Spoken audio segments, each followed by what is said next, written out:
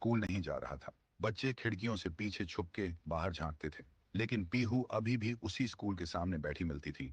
जुबान पे एक ही लफ्ज, मुझे भूख लगी है। फिर एक दिन गांव में एक बड़ा तांत्रिक आया। सुना था 1000 भूत प्रेत भगाए हैं उन्होंने।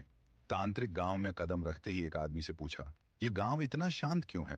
आदमी बोला, हमारे गांव में एक छाया घूम रही है जो मुझे भूख लगी है बोल के इंसान को निकल रही है।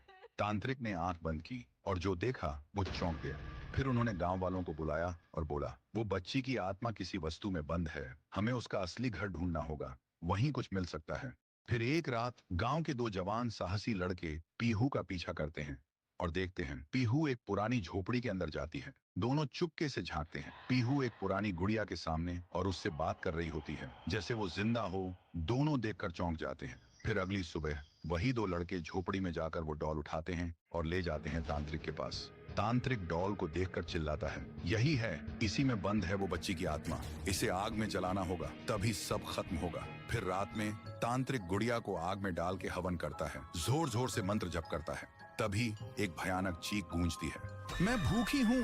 और अचानक वो डॉल हवा में उड़ जाती है और सबके सामने उस डॉल से निकलती है पीहू।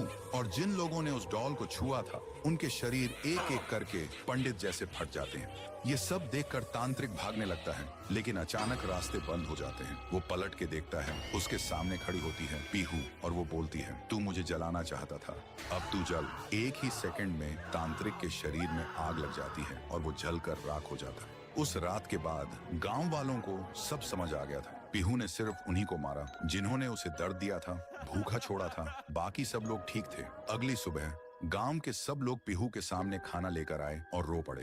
बोले, हमें माफ कर दो, हमने तुम्हें भूत नहीं समझा, लेकिन तुम तो देवी हो जो सिर्फ भूखी थी। पीहू ने एक मुस्कान के साथ थाली में से एक निवाला उठाया और जैसे ही उसने वो खाया उसका रूप हल्की रोशनी में बदलने लगा।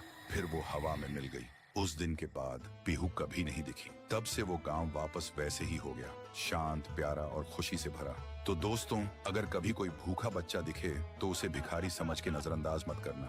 क्या पता वो तुम्हारी इंसानियत का इम्तिहान हो। कमेंट करो, पीहू अब भूखी नहीं है अगर तुम सच में एक इंसान हो। भैया भैया भैया। बहन की चीख सुनते ही